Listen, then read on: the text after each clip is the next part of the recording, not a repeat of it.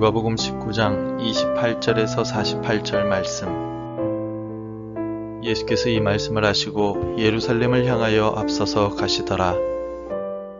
감람원이라 불리는 산 쪽에 있는 벳바게와 베다니에 가까이 가셨을 때에 제자 중 둘을 보내시며 이르시되 너희는 맞은편 마을로 가라. 그리로 들어가면 아직 아무도 타보지 않은 나귀 새끼가 매여 있는 것을 보리니 풀어 끌고 오라.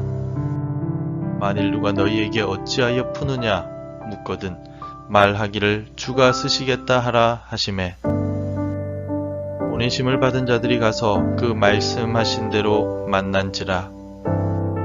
나귀 새끼를 풀 때 그 임자들이 이르되 어찌하여 나귀 새끼를 푸느냐 대답하되 주께서 쓰시겠다 하고 그것을 예수께로 끌고 와서 자기들의 겉옷을 나귀 새끼 위에 걸쳐놓고 예수를 태우니 가실 때에 그들이 자기의 겉옷을 길에 펴더라.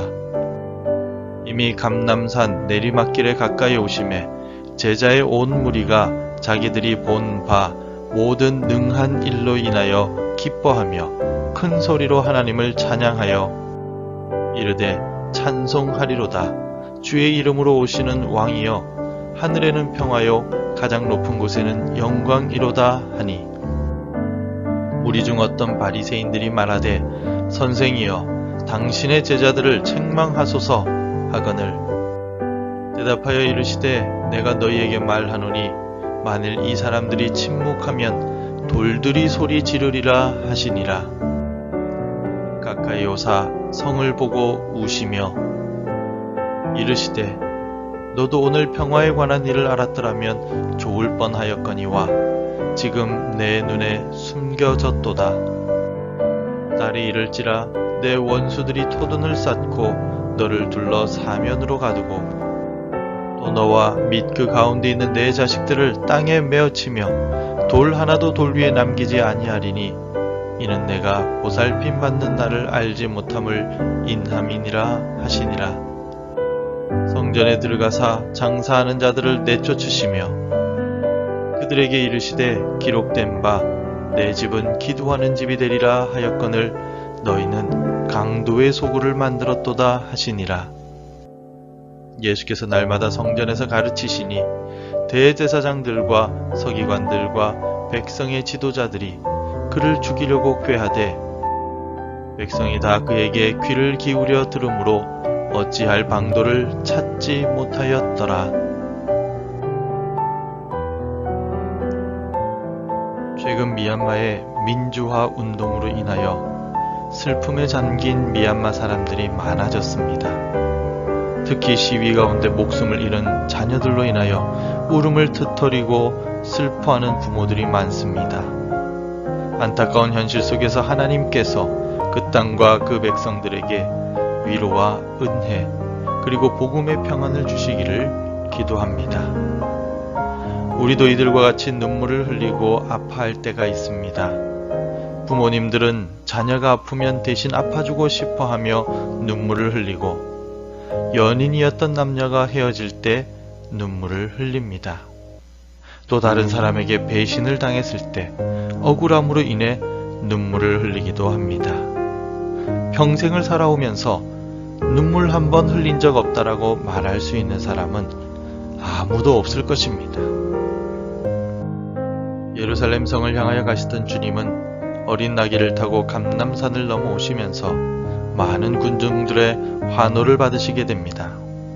그들 중에는 자신의 겉옷을 예수님께서 지나가시는 길 위에 깔아두는가 하면 또 어떤 이들은 소리 지르며 호산나 다윗의 자손이여라고 환영하였습니다. 어떤 이들은 하나님을 찬양하기도 하였습니다.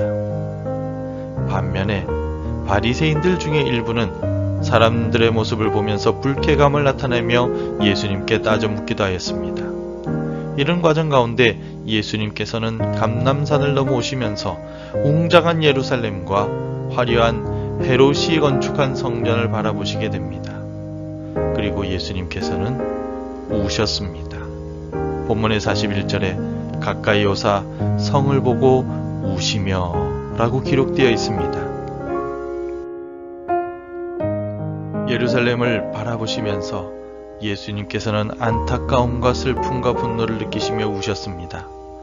주님께서 우셨다라는 말은 헬라어로 클라이오라고 표현되어 있는데 이 말의 원뜻은 슬픔이나 고통으로 인하여 큰 소리로 울다, 죽은 자를 애도하며 통곡하다라는 뜻입니다.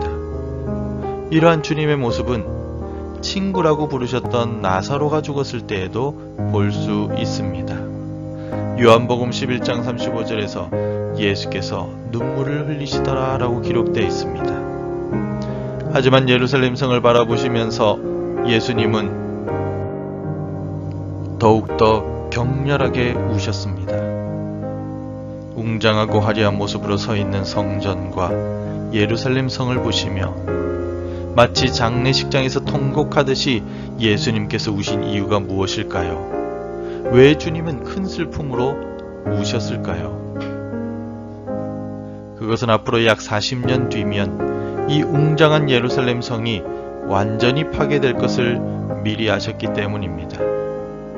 헤롯 대왕이 증축한 화려한 성전도 완전히 파괴될 것을 아셨기 때문입니다. 성과 성전이 무너지고 예루살렘 성에 있던 사람들은 죽임을 당하며 완전히 흩어지게 될 것이 너무나도 안타깝고 슬프셨기 때문입니다.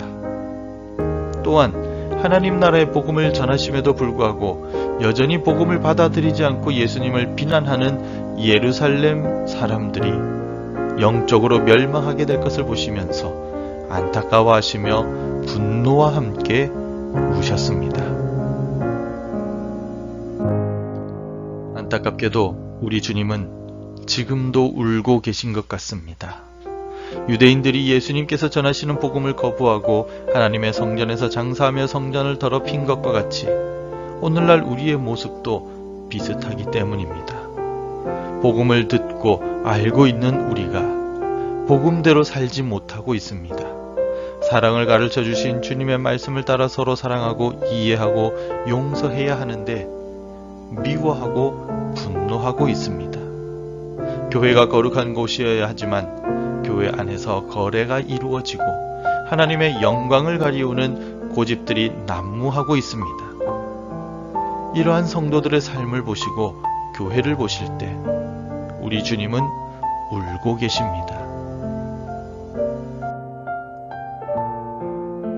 우리 주님은 지금도 주님의 눈물을 닦아줄 사람을 기다리고 계십니다. 주님의 눈물을 닦고 우리 주님의 얼굴에 미소가 번지도록 할 사람을 찾고 계십니다.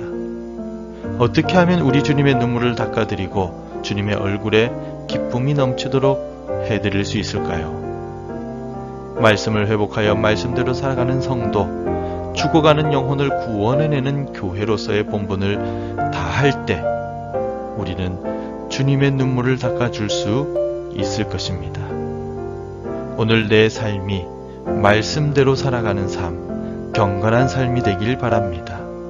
오늘 우리 교회가 복음을 선포하며 죽어가는 영혼을 구원으로 이끄는 방주가 되길 바랍니다. 주님의 눈물을 닦을 사람이 바로 내가 되길 바라며 주님의 눈물을 닦을 교회가 바로 우리 교회가 되길 소망합니다.